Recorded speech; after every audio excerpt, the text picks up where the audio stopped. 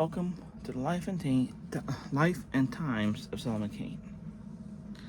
As we go over another review, another story in the life and times in the Savage Tales of Solomon Kane. As you know, this is season 2 of the series. In season 1, I borrowed the book from the library, and it was this, and I went through how many stories I would go through until I returned it back from the library. And then in season 2, I bought my own copy and continued from where I left off. So we are currently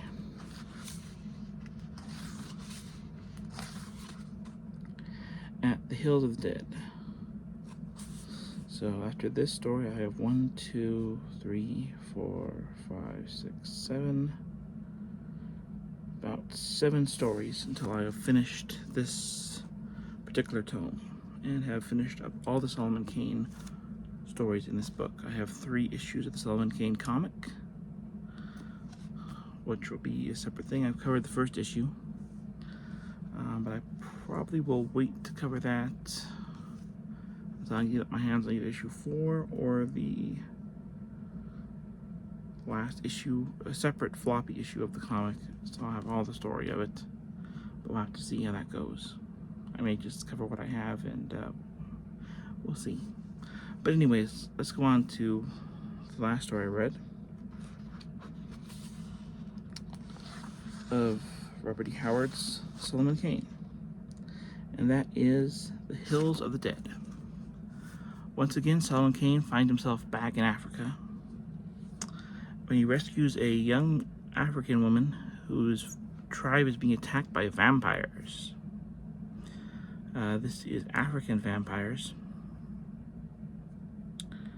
Though they still have some of the traits, as they can only go out during nighttime.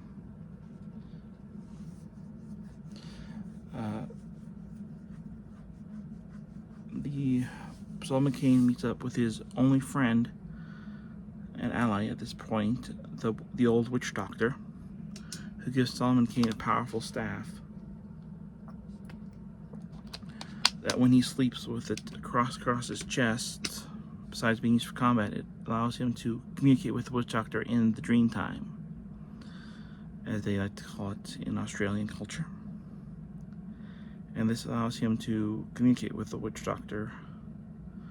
So what he does is he has Solomon Kane tell a girl to get her fiance so that the witch doctor can possess the body and use it to help Solomon Kane fight, as he couldn't fight the vampires in his old body. And the big key allies in this story are actually vultures, because vultures know dead bodies and they're able to help fight the creatures. And it's a really well done story. Maybe not as good as some of the stories, but still pretty good. So I give it a 4 out of 5. The ending was interesting in the fact they used the nature itself to help defeat the vampires, which were a supernatural threat. And after that, both the witch doctor and Solomon Kane kind of go on their way. The girl and her boyfriend awaken, and yeah, so we haven't gotten to like the real big supernatural fight. Solomon Kane still ends up winning with help of the witch doctor, and maybe realizes maybe all magic isn't bad when it's used on the side of good. So we see some growth in the Solomon Kane character. The next story, which I don't know when I'll get around to that, will be a fragment. Like I said, I have about 7 stories left in this particular collection, but I'll probably take a break before I do the next one. So yeah, The Hills of Death. And that is the current story in Solomon Kane. Like I said, I have 3 issues of the comic. I've covered the first one and the Solomon Kane movie. If you guys want to check that out, my older reviews. I'll probably have to reread the first issue again before I go on to the second one, but I don't know if I'll do that one right away, or I'll wait till I get my hand on the 4th one before I read any more of those, but I'll have to see. Anyways, like I said, 4 out of 5. Comment, subscribe, hit that bell icon for new. And if you want to see more of the life and times of Solomon Kane, check out the playlist. There's plenty of episodes. Like I said, I've done 2 seasons of this series. So if you want to see more, check out my playlist on the life and times of Solomon Kane. Until next time, this is the American Samurai saying, Keep your feet on the ground and your nose in a book. Until next time, later days.